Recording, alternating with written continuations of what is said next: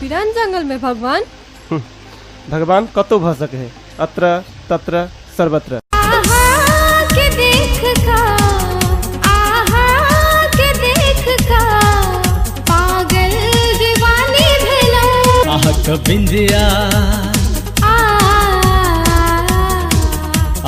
बिंदिया का देख कर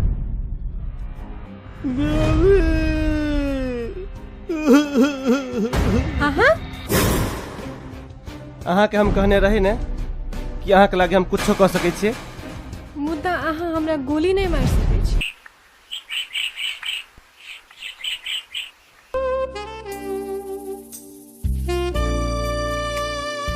शेर के मुंह में हाथ देना बहुत खतरनाक बात है। नवाब के नाती क्या छी रे तू? रॉकी, रॉकी है ओकर नाम तो सुने हुए हैं। आहा के प्यार में हम पागल कौना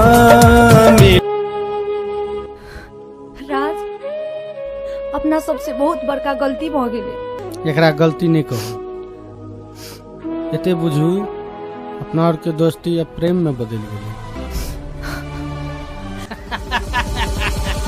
लागे छै तू बनिया मुंह से बात माने वाला नहीं छी, माथा ठनका देली रे। छोरा सब मार एकरा।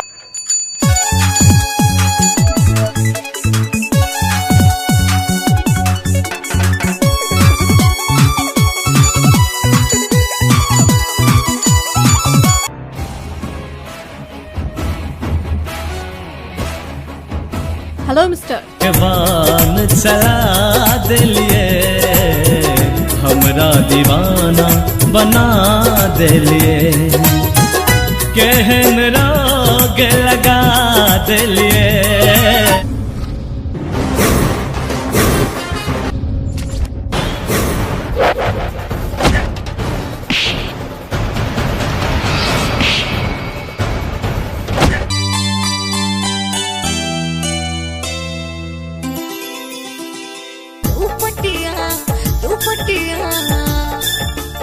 चल रे छोरा गाछी में तो राखिए वो कलकतिया।